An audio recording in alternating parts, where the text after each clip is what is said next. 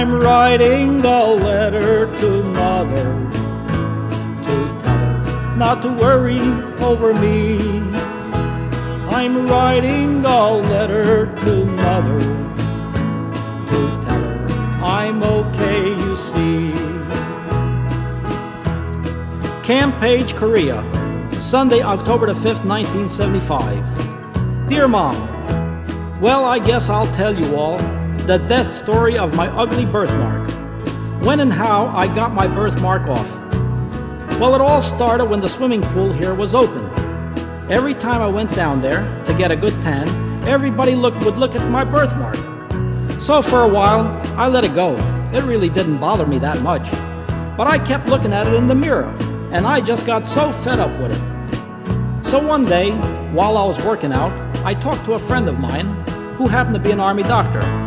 And so I asked him about cutting off something like a birthmark on your body. And he replied that the Army wouldn't do nothing like that, and that it was against Army policy to ever cut something like that off your body. Well, I had told myself that there's no way of doing it, and I had to live with it. And I convinced myself to just live with my birthmark. I said God put it on there, and so it'll stay there. Well, I went for about a week, and everybody asked me, "What's that on your back?" Until I got so tired of it. So I talked to a one Sergeant Joe, who told me he knows someone in Hangchang that would cut it off. Sergeant Joe is one of our Korean MPs that live here on post. And you know what?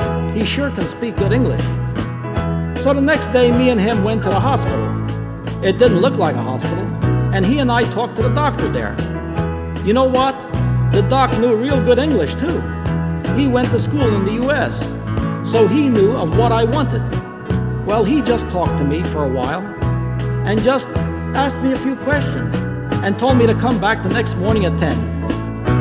The next night I was so scared that I wasn't going to do it. But the next morning I got up, got dressed, went ate breakfast, and boy was I scared. I just thought that if someone found out I did it, boy would I be in trouble. But I kept right on thinking about surprising you all when I come home and didn't have no birthmark. And I even surprised me. It was my one dream to have it off. So I went to the doc at about 10 o'clock, and he was there. We went in his office, and he talked to me a little more and looked at my birthmark a little more. Then we went into the next room, where 3 fine, good-looking nurses gave me a physical before going into the operating room. Then I told the doc, Doc Jams, that I wanted to be fully asleep before ever seeing a butcher knife. But seems he had other plans of his own in his mind. The nurses gave me a shot. Boy, that just about killed me. And I thought that it was to put me to sleep. So I was expecting to fall asleep. But then all of a sudden the doctor said, "Let's go in here." So I got up, and all I had on was my jeans. They didn't even wheel me in the operating room. And guess what? It reminded me of when I worked at Colburn's meat shop.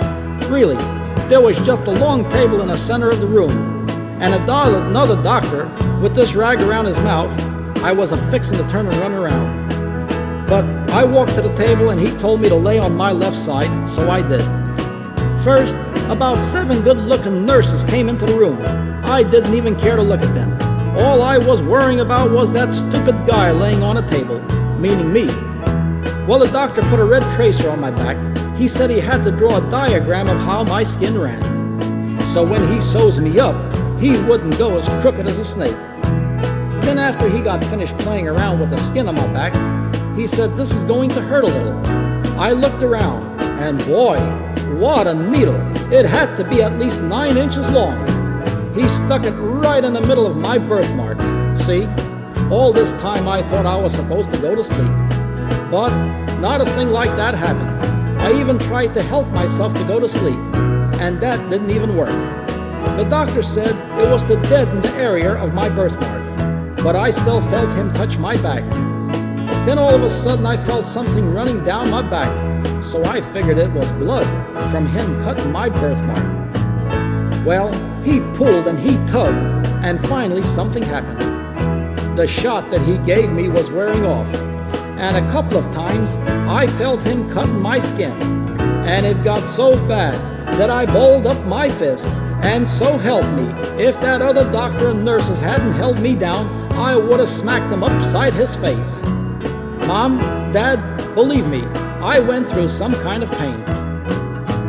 After he sewed me up and wiped the blood off my back, he said I was finished.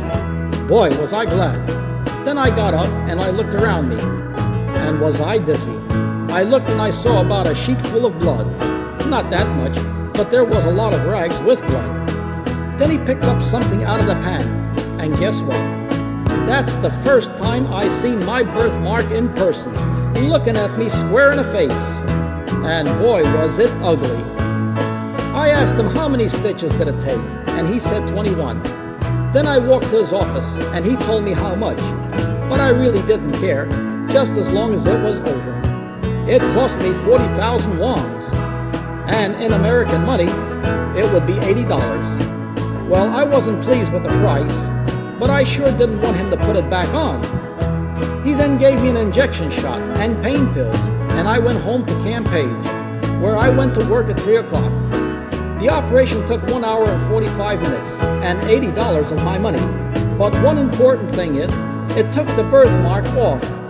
I went back for 5 days, getting bandages changed, and more injection shots, which a pretty good-looking nurse gave them to me.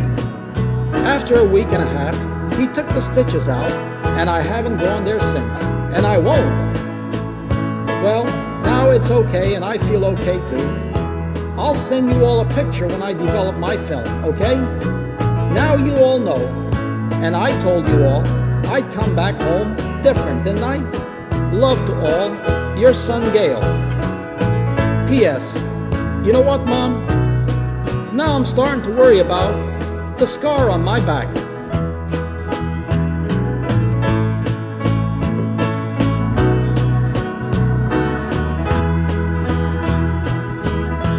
I'm writing a letter to Mother to tell her not to worry over me. I'm writing a letter to Mother to tell her I'm okay. You